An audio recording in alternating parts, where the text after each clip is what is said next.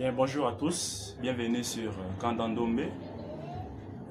Tout d'abord, on tient sincèrement à s'excuser puisque depuis notre première mise à jour, nous avons vraiment tardé et nous revoici encore dans cette nouvelle partie, le numéro 2 pour continuer avec ce que nous avions commencé la fois dernière.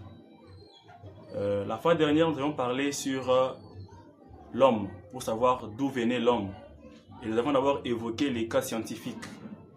Scientifique, donc nous sommes d'abord de l'homme et ils nous ont donné plusieurs ouvrages dans lesquels ils ont eu à déterminer et à dire que l'homme venait de l'Afrique.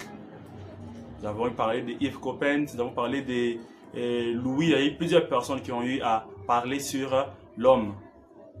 Seulement, leurs références, ils ont eu à les tirer tout en prenant référence aux singes. Donc, ils ont étudié l'évolution de l'homme.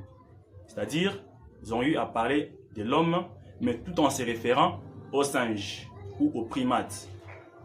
Voilà pourquoi même quand on va dans les écoles, on nous parle et on nous dit que l'homme vient du singe. Et voilà l'idée que nous voulons d'abord parler dans cette deuxième partie, pour savoir la provenance ou l'origine de l'homme. Il est bien vrai que l'homme vient de l'Afrique, mais est-ce du singe que l'homme provient? Parce que c'est encore une question qui met le trouble dans les têtes de beaucoup de gens. Le concept est simple. Si on doit prendre un exemple terre à terre, pour se dire si réellement l'homme vient du singe ou du primate, mais pourquoi jusqu'à aujourd'hui, ces soi-disant primates ne se sont jamais métamorphosés? Parce qu'aujourd'hui, si on doit prendre le cas de papillons, prenons d'abord le cas des papillons. Les papillons sont des chenilles au départ. Ils se métamorphosent et deviennent des papillons. Les ailes sortent et tout qu'on sort, les antennes, et ils se mettent à faire quoi? À s'envoler. Cela était, cela est et cela sera. Mais pour l'homme, puisqu'il provient du singe, comme cela était, mais on voit que cela n'est pas. Tout comme cela ne sera pas. Alors comment se fait-il que l'homme vienne du singe, ou l'homme venait du singe, mais jusqu'à aujourd'hui, le singe qui se trouve là dans des forêts par-ci par-là, tout comme aussi dans les cités, ces singes ne se métamorphosent pas, ne deviennent pas des humains.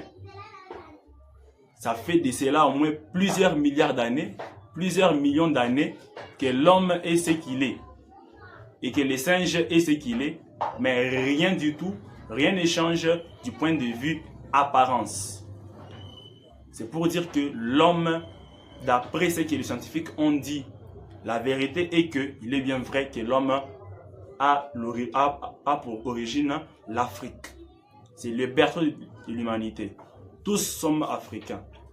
Seulement, l'évolution où l'homme ne provient pas ou n'est pas le fruit d'une évolution, d'où on nous parle des néandertaliens, homo sapiens, sapiens.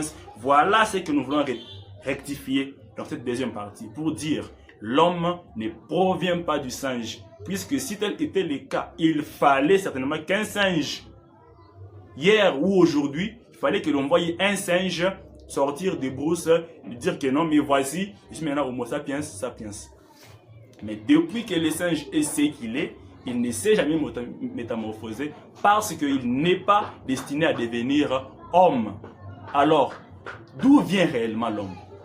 Alors, cela sera débattu dans notre troisième partie pour voir les origines de l'homme, parce que l'homme est une créature divine.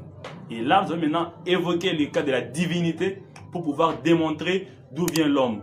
D'ici là, nous vous disons bonne suite de nos programmes, et aussi sans oublier, abonnez-vous, likez, aimez, des commentaires, et cela vraiment nous fera du bien.